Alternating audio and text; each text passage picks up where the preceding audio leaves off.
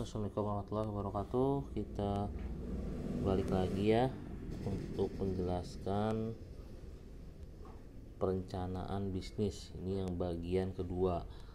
Nah, sebelumnya kita udah berbicara tentang bagaimana keuntungan menjadi pengusaha, menjadi pebisnis, kerugian juga kita bahas. Nah, terus kira-kira apa yang bisa harus kita siapkan nih untuk memulai suatu pebisnis. Oke, ini kita lanjutkan dari pertemuan yang sebelumnya. Nah, kita akan menjelaskan atau membahas tentang pembuatan suatu proposal usaha. Tuh. Oke, sebelum ke sana, nah, kita kemarin ini udah kita recap aja. Nah, untuk perencanaan bisnis ya, kita harus ada 5W1H nya dulu, terus menilai kondisi pasar. Nah, selanjutnya adalah kita harus menilai kondisi pasar menggunakan analisis SWOT untuk mengembangkan keunggulannya apa sih. Nah, jadi kita harus bisa melihat kekuatan dari bisnis yang akan kita buat, dan juga kita juga harus bisa menentukan atau melihat ya kelemahannya apa ya kira-kira ya, terus kesempatannya apa nih dari bisnis kita nih, potensinya apa, dan juga kita juga harus bisa melihat kira-kira yang akan menjadi penghalang atau ancaman bagi bisnis kita tuh apa. Nah, khusus untuk analisis SWOT kita akan bahas di materi tersendiri ya. Nah, untuk kali ini minimal kita harus tahu dulu bahwa harus dilakukan analisis SWOT sebelum bisnis dilakukan, mungkin di tengah perjalanan bisnis, atau mungkin nanti dilakukan secara berkala. Jadi analisis SWOT itu nggak cuma sekali aja dilakukannya, tapi secara berkala ya. Nah, kita mulai dari perencanaan bisnisnya. Nah, tadi kita udah lihat kondisi pasarnya. Untuk lebih detail, nah juga kita juga harus lihat lingkungan bisnis yang akan kita jalankan. Nah, ada beberapa lingkungan ya, ada dua sih, ada secara ekonomi atau global. Terus rencana manajemennya juga harus kita cek. Struktur organisasinya perlu nggak ada yang bagian-bagian khusus itu. Terus kira-kira produksinya tuh kayak gimana strukturnya. Terus SDM-nya itu dari mana nih, apakah SDM-nya itu melibatkan kita sebagai ownernya atau kita cari orang lain nih untuk menjalankan. Misalkan teman-teman ada yang mau bisnis kuliner. Nah, yang buat tuh siapa, terus nanti yang memasarkan siapa, terus apakah harus ada di tokonya. Nah, itu tuh kita harus siapkan dari sekarang. Nah, lalu berikutnya, perencanaan berikutnya adalah untuk rencana marketingnya.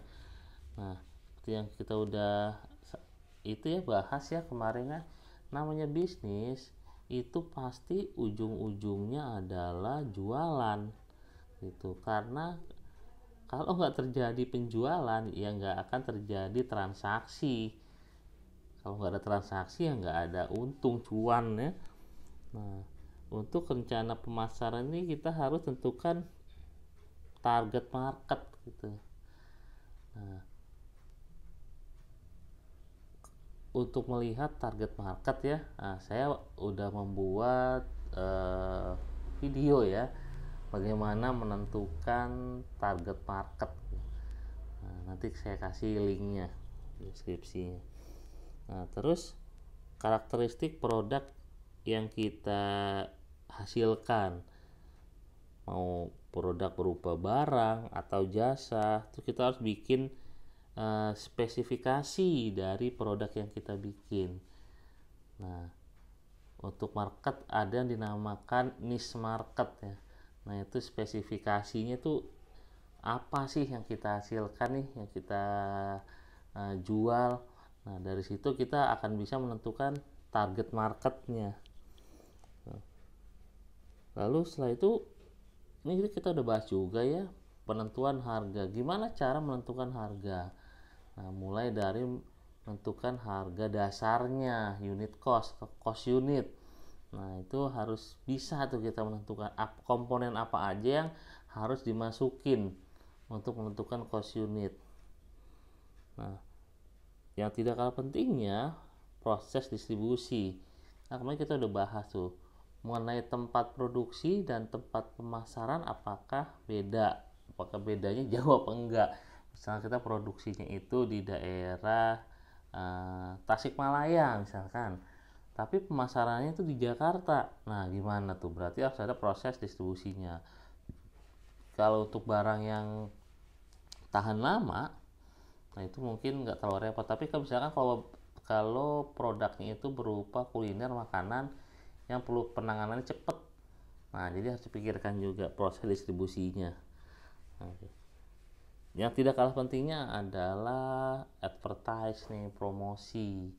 Nah promosi dalam bentuk apa nantinya, apakah melalui internet, sosial media, atau misalkan flyer selebaran, atau misalkan yang udah advance ke TV, ke radio, ke apa. Nah itu promosi tergantung dari besarnya skala bisnis yang teman-teman akan jalankan. Nah ini banyak ya, ini juga untuk promosi juga sebenarnya ada teori tersendiri ya. Nah, terus yang tidak kalah pentingnya juga adalah perencanaan keuangan. Nah itu dananya dari mana tuh ya, kita kita mau setup suatu bisnis. Nah selanjutnya sebenarnya nggak ada ya, ini saya ulangi lagi, nggak ada bisnis yang tanpa modal. Nah semua bisnis pasti ada modalnya, tinggal berapa banyak modalnya itu. Modal belum tentu harus capital ya, harus uang, bisa juga skill. Tapi dananya kita menggunakan dana orang lain, dana investor.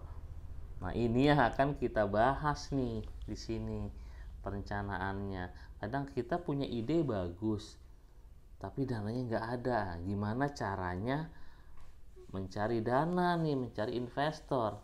Nah salah satu yang dilakukan adalah membuat proposal usaha. Nah gitu ya.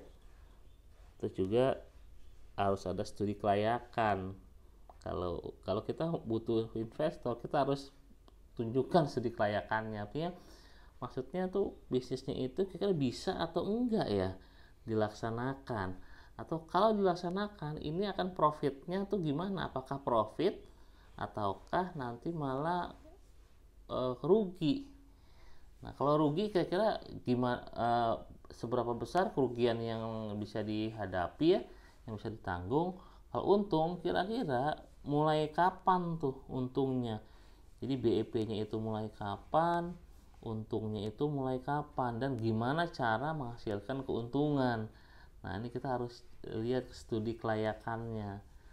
Nah, jadi sebenarnya walaupun ini kita pakai dana pribadi, ini dana sendiri untuk membuat, kita nggak pakai dana orang lain, tetap langkah-langkah ini harus dibikin. Kenapa? Ya kan ini namanya bisnis ya, bukan asal jualan aja. Kan kalau zaman dulu bisnis konvensional ya udahlah, bikin aja deh warung di rumah, nggak pernah dihitung gimana kira-kira. Nah ujung-ujungnya apa ya, udah emang sih ada transaksi tapi nggak tahu nih untungnya berapa, ruginya berapa, yang penting jalan aja ya. Nah, tapi kalau bisnis yang modern profesional, nah itu harus dihitung gitu. Makanya hasilnya beda ya. Walaupun kesannya bisnisnya itu simple banget ya, ada yang cuma jualan air minum doang, nggak ada jualan apa-apa, tapi jadi miliarder gitu ya. Kayak yang kemarin saya bahas Aqua gitu, nah, jualan mecin doang, tapi satu pabrik di kalau saya profesional itu bisa oke. Jualan pisang goreng doang tapi bisa oke. Nah gitu ya. kita lanjutkan nih. Selanjutnya adalah harus ada manajemen risiko yang tadi saya bilang nih. Nah, kira-kira bagaimana kemungkinan-kemungkinannya nih, misalkan kayak tadi, kalau ada potensi rugi, itu kita harus cut loss-nya tuh di mana tuh. Nah, kalau untung mungkin emang diharapkan ya. Nah, tapi juga kita harus bisa tahu gimana caranya supaya untung. Nah, jadi ini kita harus menerima resiko, jangan sampai kalau bisa puasan rugi terus, kinerjanya rendah gitu ya. Nah, itu bagaimana penanganannya. Nah, jadi kita harus mengenali potensi-potensi yang akan melemahkan bisnis kita. Apa aja sih potensinya?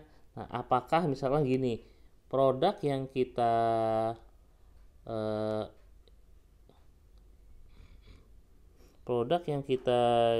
jual, apakah itu ketergantungan pada pelanggan tertentu. Nah, contohnya apa? Misalkan teman-teman ada yang mau membuat perusahaan distributor alat kesehatan. Nah, ini kan spesifik market banget nih. Mungkin gak semua orang marketnya. Nah, marketnya siapa? Ya berarti rumah sakit, misalkan ya yang owner-owner klinik. Nah, kayak gitu tuh. Atau distributor kecil. Di bawahnya lagi itu target marketnya. Nah, kita harus mengenai pelanggan-pelanggan. Jadi kalau misalnya nggak ada mereka, ya ini nggak terjadi transaksi. Nah, terus apakah tergantung supplier nih barang kita nih. Contoh lagi yang tadi lah, alat kesehatan. Misalnya kita bekerja sama dengan merek X ya, kita nggak usah sebut merek di sini. Nah, kalau merek X-nya nggak supply barang ke kita, apakah bisnis yang kita jalankan masih tetap running, masih tetap jalan? Nah, atau kita ada alternatif supplier. Nah, itu kita harus itu tuh. Nah, kalau misalnya kita melupakan distributor tunggal, dari suppliernya juga supplier tunggal, nah harus dibikin termnya tuh. Nah, kira-kira supplier kita nih itu bisa berapa lama nih supply ke kita, dan juga berapa banyak kuantitinya barangnya yang bisa disuplai itu berapa banyak. Nah, minimal barang per bulannya atau per tahunnya itu di berapa, kita harus cek kayak gitu tuh. Nah, makanya jangan sampai kita baru mulai ternyata lagi hot-hotnya nih, penjualan lagi bagus, suppliernya udah stop. Misalkan kita ngambil sempet kayak kasus kemarin tuh ya, yang pas awal pandemi itu kan banyak ternyata barang-barang tuh dari Cina ya. Nah, saat di Cinanya sedang maraknya COVID, nah kan tuh pabrik-pabrik sana pada tutup. Nah, ya, penjualan yang di sini, yang supplier dari sana udah pada berhenti itu. Nah, jadi kita harus cek tuh kayak gitu. Nah, ini yang kadang suka diabaikan nih. Nah, apakah bisnis yang kita jalankan itu tergantung pada satu karyawan tertentu? Nah, ini kalau saya sih sebutnya ini adalah key person. Ada key personnya, artinya kalau nggak ada dia itu nggak running tuh. Kan biasa ada satu perusahaan ya, itu walaupun itu bukan owner ya, bukan owner. Nah, misalnya kita ada orang itu adalah CEO-nya lah. Nah, kalau CEO-nya itu lagi nggak ada, nah itu nggak jalan perusahaannya. Nah, kita harus menilai nih. Atau yang paling simpel lah, kita bikin kafe lah, warung kopi. Nah, ternyata kalau kita analisa, ya, kafe kita tuh laris banget tuh kalau di handle sama ini. Misalnya contoh ada manajer store-nya lah, store manajernya, dia pintar tuh cari klien, terus pelayanannya bagus. Nah, kalau ada dia, itu dia bisnis kita untungnya gede. Kalau dia lagi nggak ada, misalkan dia lagi cuti atau misalkan dia lagi sakit, itu agak kurang berjalan yang lainnya. Nah, kita harus mengenali potensi-potensi kayak gitu. Kalau kita tahu, oh ini berarti nih dia nih yang bawa peranan ya, berarti kita harus treatment ya, si store manager ini lebih baik. Nah, supaya apa? Supaya dia tambah betah kerja, dia lebih semangat kerja, kita pun juga bisnisnya lebih berjalan lagi. Bisnis berjalan otomatis ujung-ujungnya apa? Untung ya.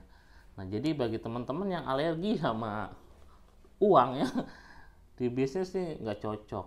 Semuanya pasti ujung-ujungnya akan ke arah ke sana ya. Jadi walaupun uang bukan segalanya gitu ya, tapi ya butuh ke sana ya. Karena kalau setup bisnis sih pasti ujung-ujungnya ada perhitungan keuangannya. Nah gitu ya, karena ada sih beberapa ya teman saya, klien saya, lo kok apa-apa ujung-ujungnya sih duit sih. Ya kan emang kita ngomongin duit yang kita bisa atur. Nah, jadi kalau bisnis ya pasti ada hitung-hitungannya ya ada angkanya pasti, ada perhitungan keuntung rugi, bukan cuma happy aja gitu ya, wah senang-senang. Walaupun itu juga salah satu keuntungan menjadi pebisnis ya, happy happy puas karena kita menjalankan kita usaha sendiri, tapi tetap aja ada perhitungannya, bukannya asal ya udah jalan mau bisnis ya udah penting gua happy nih, gua ada modal, kan nggak ada kayak gitu. Nah oke okay. Nah kita langsung masuk ke pembuatan proposal usaha. Nah apa sih yang harus ada di dalam sebuah proposal usaha? Nah ini yang pertama, kita udah bahas ya ide usahanya tuh apa gitu. Nah ide usaha itu bisa merupakan pionir atau benar-benar baru ya, inovatif banget. Contohnya kemarin ya kita bahas tuh Aqua, itu kan inovatif banget. Tapi sebenarnya nggak harus kayak gitu. Nah contohnya kayak kemarin apa ya, Google ya, atau Domino Pizza gitu, dia kan bukan pembuat pertama. Kayak Domino kan bukan pizza pertama, bukan dari dia. Nah dia juga ngelihat bisnis yang udah ada terus dikembangkan jadi ATM ya sistemnya, amati, tiru, modifikasi gitu. Atau yang ketiga nih, meniru usaha lain yang udah ada. Nah, tapi dalam bentuk tema ya, bukan dalam bentuk merek apa gitu ya. Itu plagiat tuh nggak bisa. Maksudnya temanya, misalkan kayak contoh kopi ya, warung-warung kopi gitu. Sempat wah ada warung kopi booming gitu ya. Dimulai eranya kopi tuku ya, kopi tuku rame, terus Kulo muncul kopi kenangan, dan muncul banyak banget warung kopi yang lain. Nah, termasuk saya juga sempet ya bikin ya. Niru aja udah gampang. Terus resepnya gimana? Ya nyontek aja, cari yang lain. Oh ini enak nih, kita contek dengan kita kasih packaging yang beda, namanya beda. Nah kayak gitu.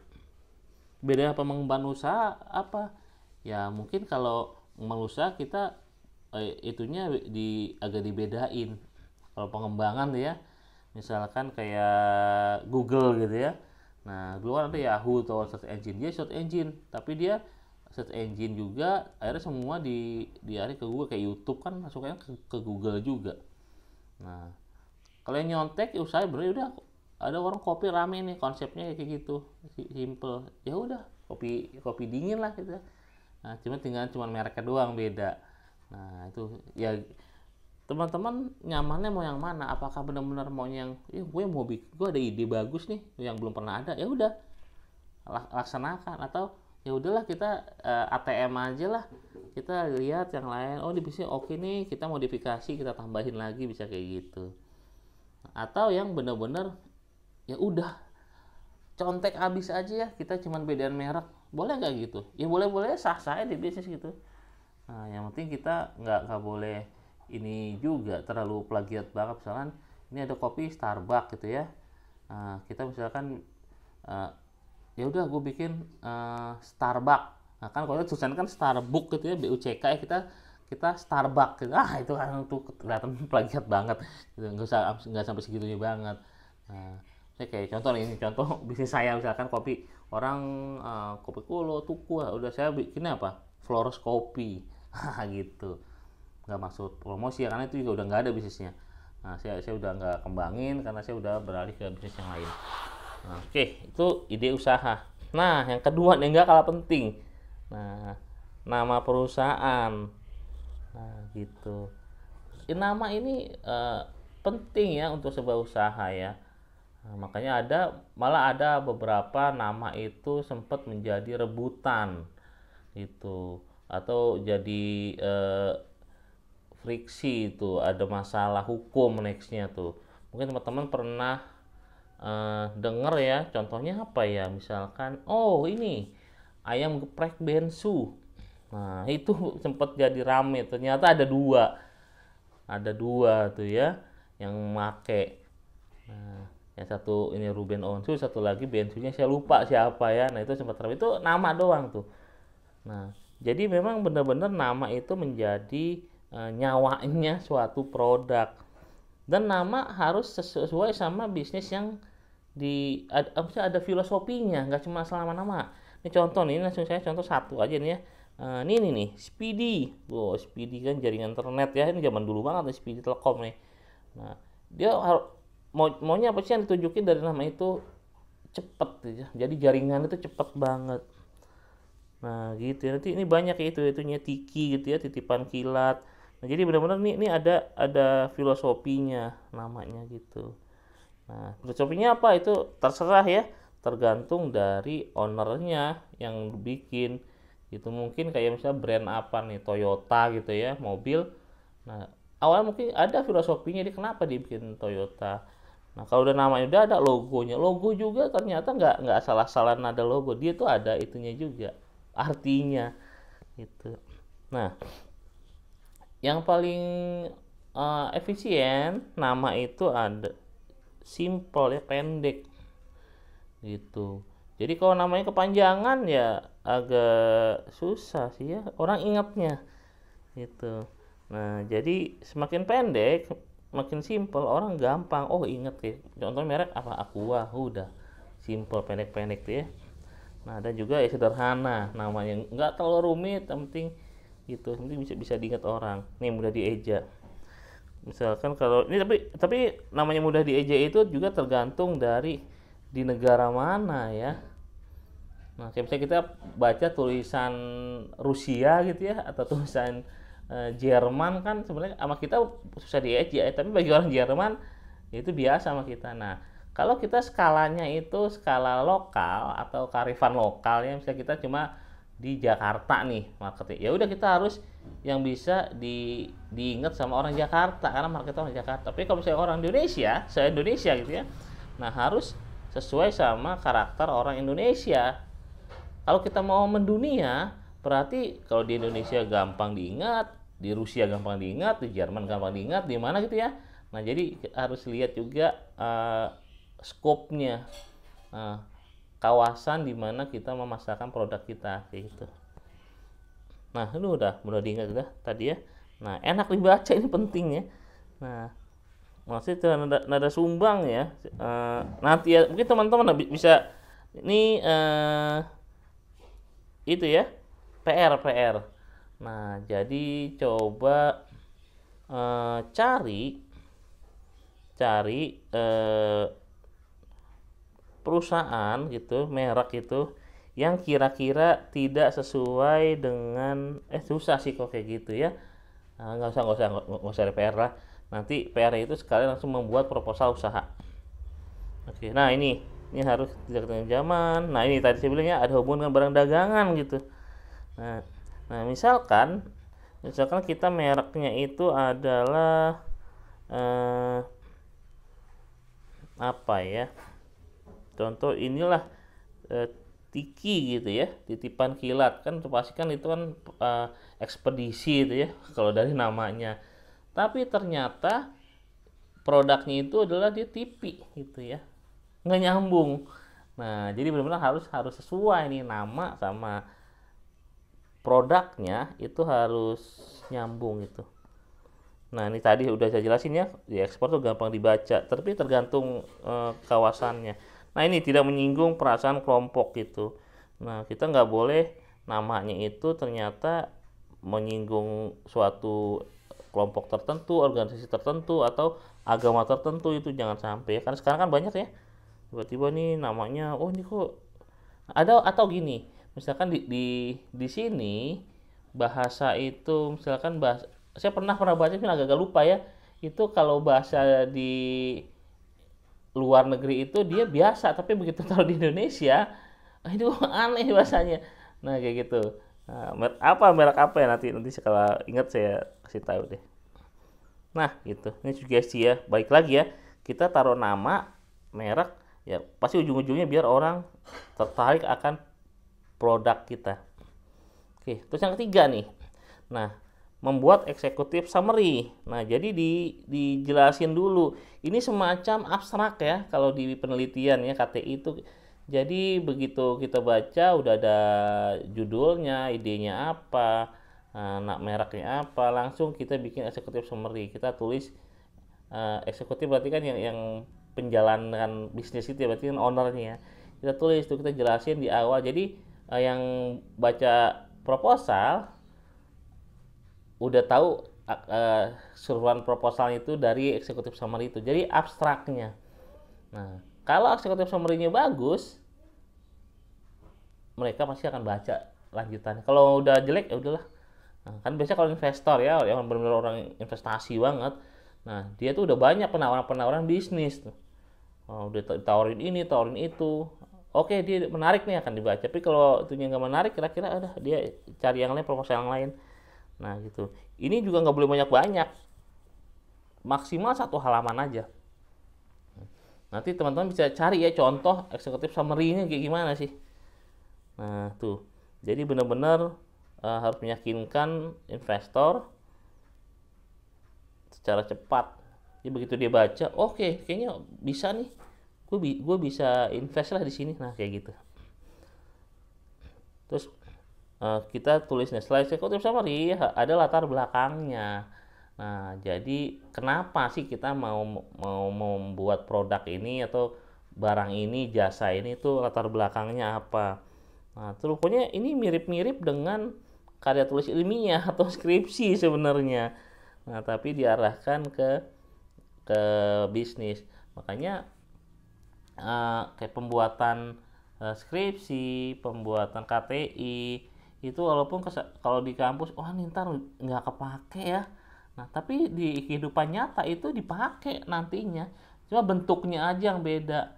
Nah, jadi teman-teman harus bisa memakai konsep-konsep yang ada di kampus itu nanti di dunia nyata gitu. Kalau mau lebih advance atau memiliki nilai lebih besar ya dibanding yang lain-lain. Kalau mau yang standar-standar aja, ya udah asal lulus aja, kerja yang bagus, ya udah jadi mengalir aja gitu. Nah, asalkan nggak ngeluh gitu ya, menerima keadaan, ya udah emang begitu aja. Jadi kalau teman-teman mau jadi suatu orang yang beda nih, yang suatu yang orang yang bisa mencapai impiannya, impian yang teman-teman udah set up ya kemarin ya. Nah kan impian itu kan juga nanti bisa aja berubah ya, seiring waktu, seiring pengetahuan kita bertambah, impian pun pasti akan berubah. Nah, mau mencapai impiannya pasti ada caranya. Caranya itu kalau impiannya besar, pasti cara-caranya itu juga nggak biasa. Nah, gitu. Oke. Nah, ini ya, tuh nanti banyak ya. Mudah-mudahan nanti bisa dibaca lagi. Nah, ini nih. Kita harus juga membuat profil usahanya. Ini udah pasti ya kalau di proposal ya.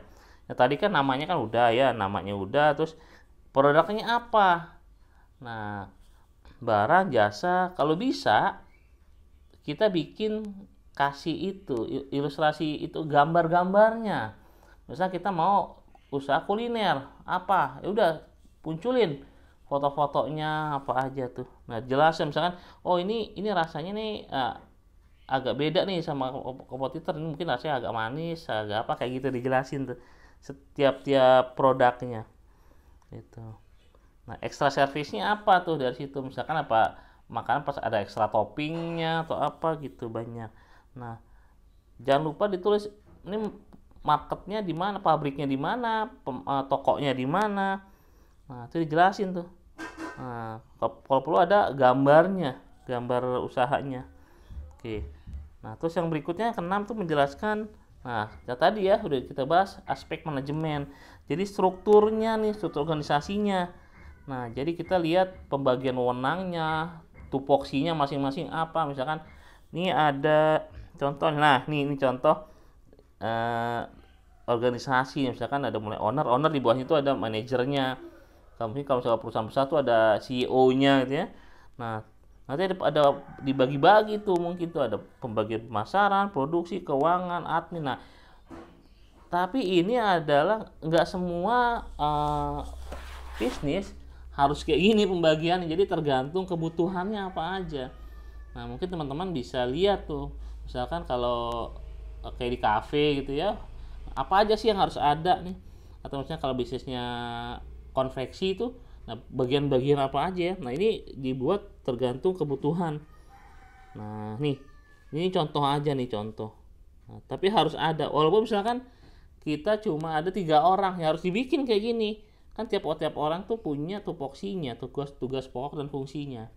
Nah, karena kalau misalkan nggak dibagi gitu, nanti agak susah tuh, ownernya pusing.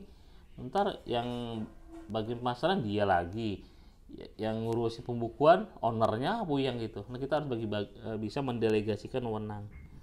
Oke, nah nih marketnya tuh siapa gitu, kita harus bisa jelasin di proposal itu. Nah, segmentasinya kayak tadi ya, niche marketnya, niche market.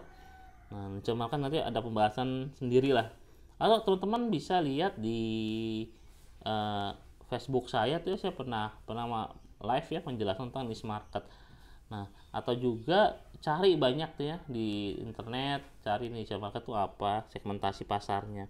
Nah, tadi persaingan, siapa pesaingnya nih? Kayak kemarin saya jelaskan tuh ada itu ya, kayak Le Minerale ya. Dia udah jelas tuh pesaingnya siapa, Aqua pesaingnya. Oke, jadi kalau kita udah mengenali pesaing kita, nah kita akan bisa melakukan strategi-strateginya apa yang bisa meningkatkan keunggulan dari produk yang kita hasilkan. Nih, upaya pemasarannya mulai dari awal ya, menetapin cost unit dulu. Nah, udah cost unit udah tahu nih, nah kita tentukan harga jual. Nah, kadang untuk produk-produk tertentu ya, itu harganya itu nggak cuma harga jual aja, tapi harga sampai purna jual, after salesnya. Contoh misalkan kita jual alat ronsen atau CT scan ya. Itu harga yang dijual, yang dikenakan ke pembeli, itu sebenarnya bukan cuma harga CT scan-nya dia aja, tapi harga maintenance service-nya kita mau berapa lama nih. Itu biasanya masuk tuh di cost unit kayak gitu. Nah, kita kan jual contoh ke rumah sakit A nih. Rumah sakit A, nah kita kasih service 2 tahun, pokoknya 2 tahun ada kerusakan, gue handle ya. Nah, kayak gitu. Nah, itu udah masuk di harga. Atau misalkan contoh kayak mobil kan juga kayak gitu. Pokoknya 50.000 km pertama itu servisnya masih free. Nah, kayak gitu. Jadi itu kok bisa di free? Nggak free sebenarnya, tapi udah masuk ke harga jual dari barang tersebut. Nah, gitu. Nah, terus kalau udah kita tahu nih segmentasinya kayak gimana, orang-orangnya siapa, umur berapa misalkan ya, pesaingnya siapa, harga jualnya berapa, nah barulah mau pakai apa nih strategi pemasarannya nih, mau direct selling atau network marketing atau apa gitu ya. Network marketing tuh kayak contohnya kayak MLM atau misalkan reseller, affiliate marketing, apalah gitu ya. Nah, terus nih tadi yang saya bilang penjelasan untung ruginya, perkiraannya tuh kayak gimana. Oke, wah masih kalau sama ada 11 deh. Ini menjelaskan nah produksinya nih tadi nih. Kayak tadi ya, kita harus lihat suppliernya itu dari mana, bahan bakunya itu gimana, ketersediaan produksinya itu bisa sampai berapa lama nih. Nah, terus proses produksinya. Nah, kalau misalkan kayak kuliner kita harus menjelaskan nih prosesnya itu hygiene nih. Nah, kayak gitu. Kita harus jelasin sedetail-detailnya nih. Kalau misalkan produknya barang, kayak gimana tuh prosesnya. Kalau perlu kita bikin chartnya, misalkan dari bahan baku sampai jadi tuh kayak gimana alur prosesnya. Nah, gitu. Nah, terus berapa kalau di itu ya, karena bisa di Alibaba atau di apa ya, website e-commerce yang buat penjualan barang yang dalam skala besar, itu ada keterangan MOQ gitu, amount of quantity.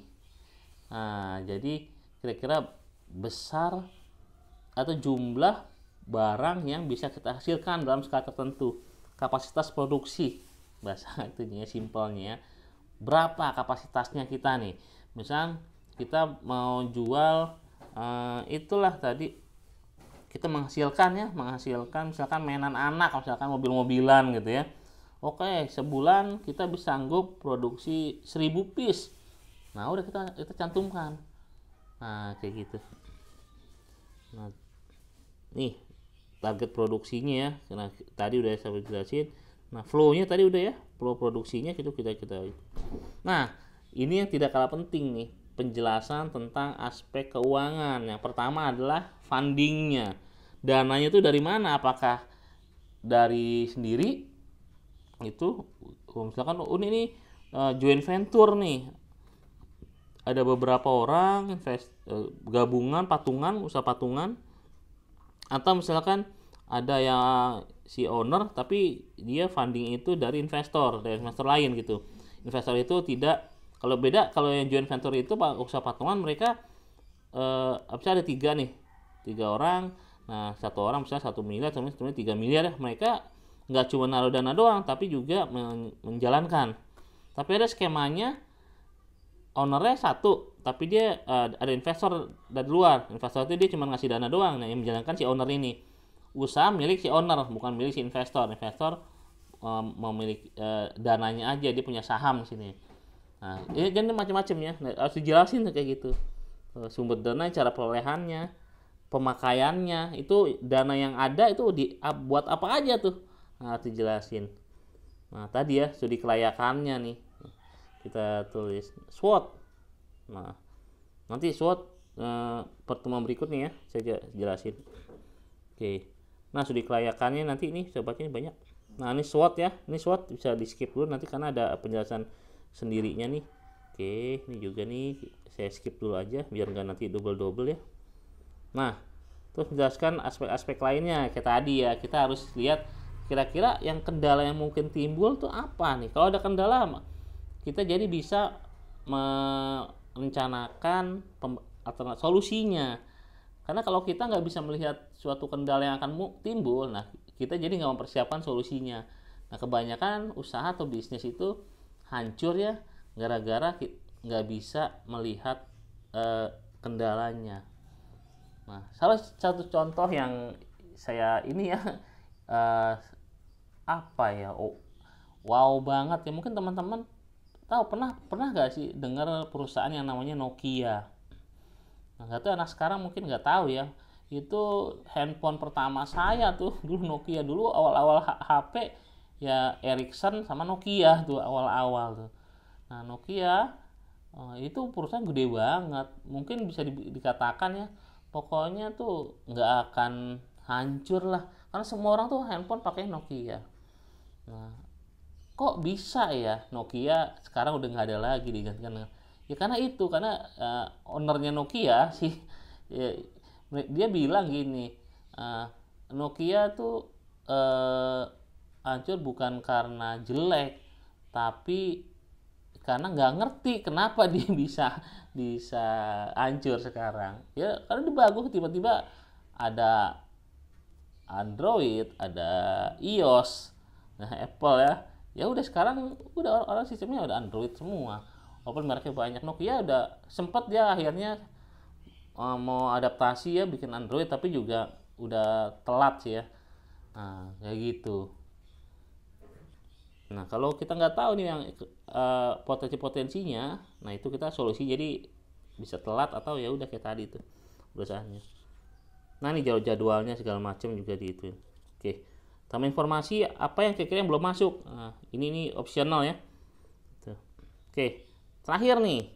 Ini kita menyiapkan lampirannya nih, kayak tadi misalkan jadwal piketnya, jadwal shiftnya, misalkan kita aktivitiesnya tuh misalkan kita bisnis itu mulai adanya itu Senin sampai Minggu tapi Jumat libur. Nah, ada kayak gitu tuh. Atau misalkan Senin libur, yang lainnya masuk. Atau Senin sampai Sabtu, minggunya libur. Nah itu ada jadwalnya. Data-data pendukungnya juga kayak tadi, gambar-gambar, chartnya. Nah gitu. Tadi tuh perinciannya tuh, alur kas masuk, kas keluar. Nah kalau perlu ada profil orang yang manajernya siapa nih, dikasih nih. Oke. Nah terus, kalau teman-teman masih bingung nih gimana sih caranya, coba cari deh. Cari banyak kok di internet sekarang proposal-proposal, misalkan yang sering sih proposal franchise ya. Nah misalnya kita usaha boba misalkan, nah itu ada tuh dia mau cari investor, dibikin proposalnya, kita bisa baca. Oh di situ itu detail tuh, teman-teman bisa bisa belajar dari situ bikin proposal. Oh sorry, ini terakhir nih 12 nih. Kalau udah bikin ya proposalnya, nah buat presentasi yang menarik. Nah ini yang menjadi tugas UTS-nya nih. Nah pertama bikin itunya dalam bentuk Word ya, yang proposal usahanya. Atau misalkan nggak dalam bentuk Word, dalam bentuk Canva juga boleh ya, semenarik mungkin. Jadi bukan kayak standar, kalau bikin proposal usaha tuh nggak kayak standar kayak bikin proposal KTI ya, atau itu karena ilmiah ya. Kalau di kita bisa atraktif tuh proposalnya, bisa ada gambarnya, kalau bisa ada itu gerak-geraknya apa, itu lebih lebih oke. Nah setelah itu lah bikin presentasi dalam bentuk kayak, ya dijelaskan. Paling efektif sekarang itu presentasi dalam bentuk video, jelasin. Nah jadi teman-teman nanti bikin video maksimal 10 menit untuk menjelaskan proposal usahanya. Nanti video itu akan saya upload di YouTube. Nah jadi teman-teman yang lain juga bisa nilai. Nah gitu deh. Nah dari udah selesai nih. Oke, jadi dari saya